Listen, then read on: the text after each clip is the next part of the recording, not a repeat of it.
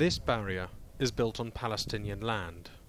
80% of its route cuts into the West Bank, separating people from their land. This gate is supposed to give access to farmers whose land is on the other side of the barrier, cut off from them. It's scheduled to open 3 times a day for a small window of time. There's a tightly controlled list of who's allowed through. Today, it opened 40 minutes late. يعني هنا كل يوم انك تشوف مثلا الناس يستفزوك او ان نقول يعني انه كابتين حريتك انت حالك انك انت انسان يعني من العالم التاسع مش الثالث. As well as gates and the barrier, the Israeli presence in the West Bank includes its military infrastructure and network of internal closures. The government of Israel states that the purpose of the barrier and the internal closure regime is to protect Israeli citizens, including settlers within the West Bank, from potential attacks. يعني كان دخلي ممتاز من البداية قبل الجدار طبعا. ما بعد الجدار صار دخلي يعني متردد يعني تردد يعني فيه مش يعني على مستوى معين. مرات يوصل 20%. يعني أهوى الإغلاقات أهوى التسكير. كان من الوضع مفتوح كانت يعني كل العالم تيجي عنا وتشتري بضاعتها من بيت لحم من رام الله من القدس يجوا ناس. كنت تودي بضاعتك على بيت لحم على رام الله. فكلها يعني كل الأشياء انعكست سلبي علينا. Jalal used to sell much of his produce in Nablus, the largest city in the north. But now, he no longer has a permit to get it there. These are the main roads in the West Bank. In order to get onto the roads, Palestinians need to cross these checkpoints.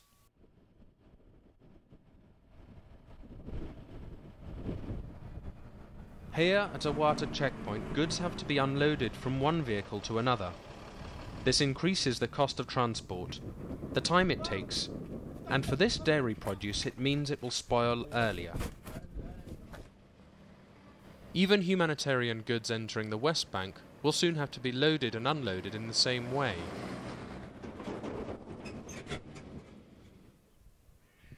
Jalal's cucumber and tomato farm is cut in half.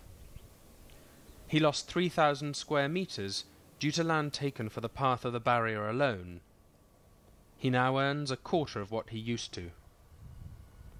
Jalal and his family's lives have gone through drastic changes.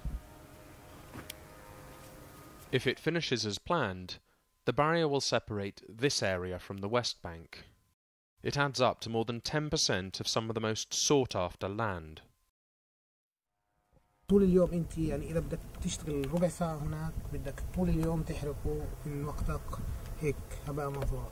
وبعديها لسه الاشي اللي اهم انه انت كل يوم تفكر اذا نسيت تصريحك في البيت فدائما الذاكرة اذا كان عندك شغالي بالموضوع.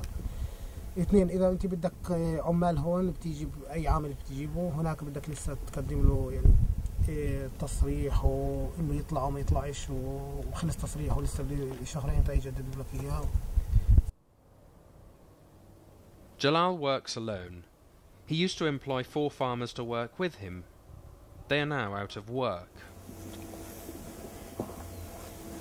طبعا في برضو اذا اي شيء بصير داخل الخط يعني هو خط المي كنا نتغلب لانه بدك تجيب تصريح لعامل صياني بصير انت خسران كثير مصاري على اساس المي بضلها تنزل من الخط لما يفكع او شيء والتصريح بجوز يقعد له شهر تا يطلع او اسبوعين او 3 واذا طلع طبعا ينادي اصحابه وينادي جيرانه ياكلوا مع بعض يشربوا مع بعض ففي تواصل يعني فاهم شو هسه ما فيش يعني انت مالكش نفس تشرب شاي حتى فيش عندي عده شاي بس خلص انت يعني ما فيش هاي اللي يعني فيها شويه يعني اللي بتزهزح عن الشغل عن بالك عن راحتك يعني هاي مش فقدناها يعني بصراحه فصار لنا بس شغل شغل شغل وعشان تلحق وعشان هيك ما فيش. Jalal's not an extreme case. He used to earn a good living, providing work for other families. By mid-2007, 156,000 West Bank Palestinians were unemployed, 23% of the workforce. Due to the impact of the barrier and the restrictions on his movement inside the West Bank, Jalal cannot meet the basic needs of his family, and some members are receiving food aid. ففي تقصير مني، يعني أنا بحس إنه أنا مقصر، لأنه بيطلبوا مني مرات الأشياء خاصة الدواء وأشياء مثل هيك، ما بكرة وبعد بكرة وبكرة وبعد بكرة أجيبه يعني بعد أسبوع أو إشي هيك. فيعني خاصة أمي يعني فيها عندها كان جلطة ودين وكذا وإلى آخره.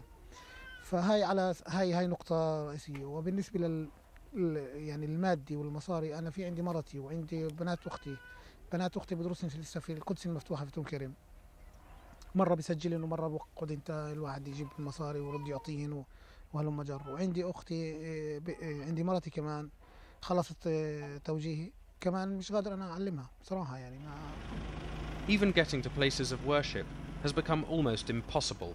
حاجز كبير. يعني أول إشي اللي هو الحاجز الاقتصادي، اللي هو إنك أنت تروح وترجع، بدك تلف عن رام الله وعن بيت لحم وعن كذا وتروح على القدس، أو إنك تمرق من طريق اللي هي إحنا كنا نمرقها من قاقيلي طيبي على القدس. يعني في أنا عكست شغلات كثيرة على هاي على المسافة أول إشي.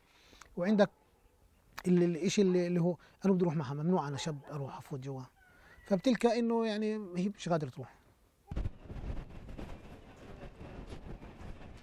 Various obstacles such as this checkpoint outside the city of Nablus control Palestinian movement within the West Bank. Between January and October of 2007, the number of obstacles rose from 528 to 561.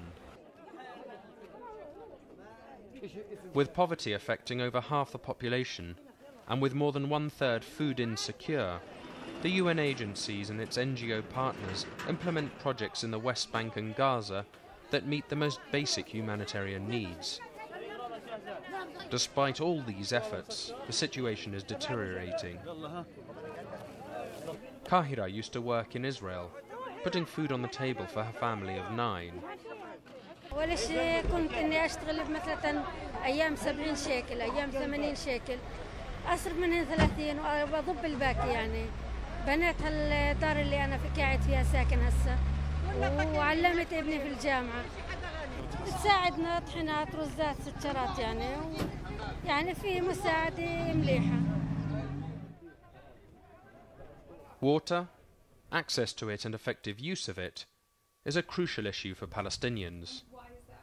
This project in Kalkilia provides drinking water for 1,200 homes in the area.